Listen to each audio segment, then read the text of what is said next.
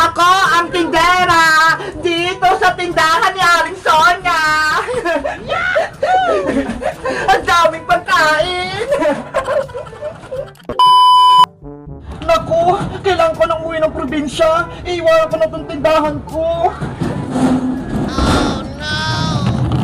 Bebang! Si Tang! Nandyan ba kayo? Aling Sonia, wala pa po si Bebang. Nasa school pa po. Ganun ba, Princess? Opo, umuwi lang ako ng maaga eh.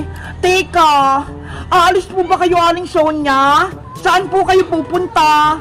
Uwi muna ako sa probinsya namin. May kailangan lang akong ayusin. Hala, paano naman po yung tindahan nyo? Sino magbabantay? Kaya naman po pala sarado eh. Kaya nga hinanap ko sila Bebang eh, para sila muna magbantay sa tindahan ko. Nako, mamaya pa po uwi si Bebang, Aling Sonia. May ginagawa pa po sa school.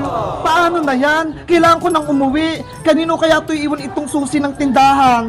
Eh di ako na lang po kukuha. Kapag dumating si Bebang, ako na lang magbibigay sa kanya. Sige Princess, sa'yo ko na lang to iwan itong susi. Ibigay mo to kay Bebang ha. Apa, ako na pong bahala, Aling Sonia. Iaabot ko po to kay Bebang. Aalis na ako. Kailangan ko pang abulin yung sasakyan ko. Mag-ingat po kayo, Aling Sonia. Ayos! Wala na sa Aling Sonia. Ako na magbabantay sa tindahan niya.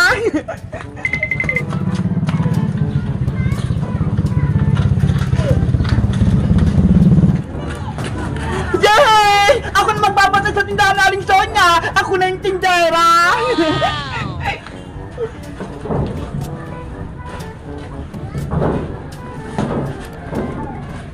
Ayan! Bukas na lahat!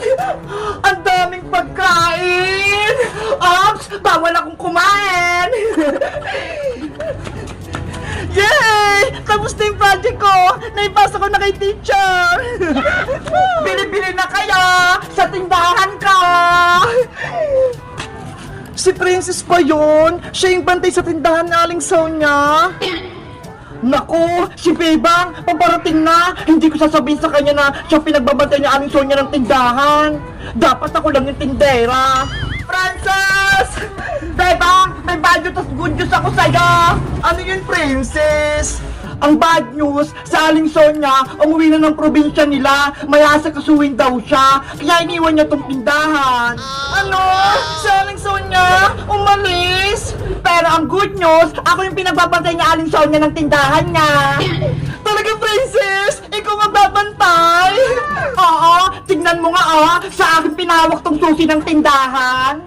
Ang galing naman, tindera ka na. Kaya simula ngayon, ako na magbabantay sa tindahan ni Aling Sonia. Congratulations! Dapat mag-celebrate tayo, Bebang. O ito, Sisteria, sa'yo na to.